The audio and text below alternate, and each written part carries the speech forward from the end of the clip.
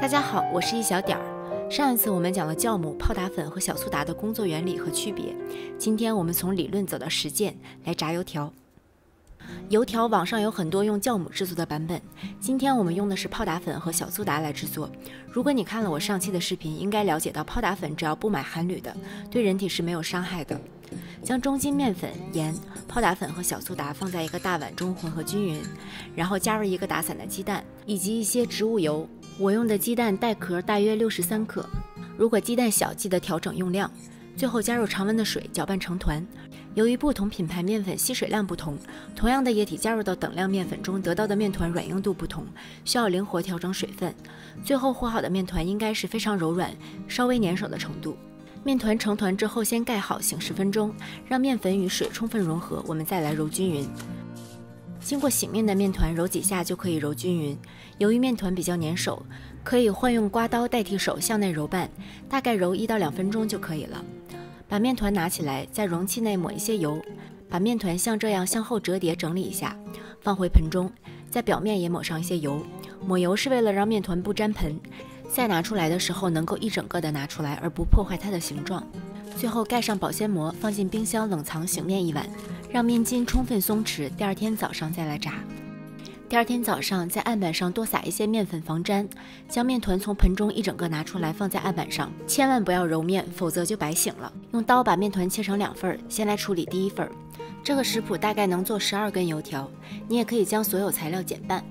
接着将面团边擀边抻，擀成宽约10厘米的长条，注意表面不要撒任何面粉，否则粘在一起的2块面片下油锅之后容易分离。然后切掉2头不规则的部分，接着切成3厘米宽的小条，将每2条没有沾到面粉的面相对叠在一起。因为面团比较软，最好切2个就马上叠好，以免全切完再回来拿面片的时候它会变形。用筷子在叠好的面片中间压一下，让2片粘在一起，不要让它们在炸的时候分开。面片尽量要叠得平整。油条下锅之后，表面接触油的部分很快就会定型，不会再膨胀，其余的膨胀力全来自于2个面片接触的部分。这一部分不直接接触热油，但是会慢慢受热，将其余的膨胀力全部释放出来，让油条膨发得更好。炒锅到宽油，开大火加热，油面的宽度决定了你油条能够抻到多长，所以不要舍不得放油。将油温烧到200到220摄氏度之间，这个温度还是很高的。没有温度计可以将手掌放在离油面5厘米处，如果感到热的受不了了，油温就差不多了。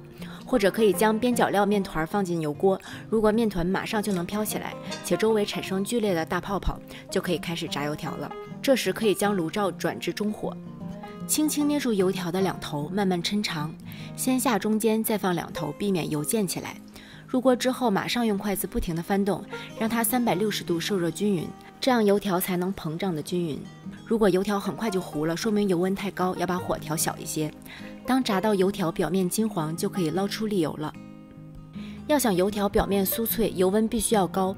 如果是酵母制作的发面面团，需要在低温下油炸，才能让酵母慢慢释放气体，让面团膨胀，所以很难达到像泡打粉做出来的这么酥脆。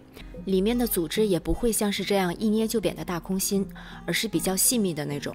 如果想要早餐店的那种油条，最好还是使用泡打粉和小苏打，才能达到你心中预想的效果。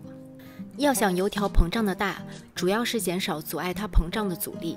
一是面团要软，这样面团的延展性更好，吃起来内部也比较柔软。2是醒面时间要够，最好是隔夜醒面，这和没有醒过的面很难擀成一张饼是一个道理。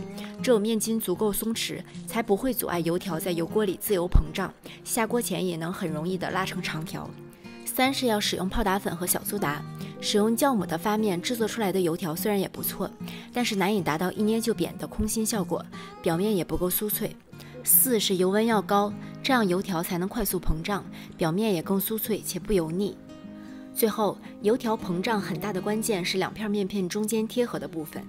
在油条表面定型不会再膨胀之后，其余膨胀的潜力都来自于这个接缝之中，所以一定要确保2个面片在油锅之中不分家，你的油条才能膨胀得很大。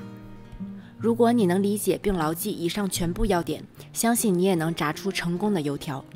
如果你觉得这个视频对你有帮助，请不要忘记给它点赞并订阅我的频道。B 站的朋友请不要忘记转发、投币、收藏。我是一小点儿，我们下期再见。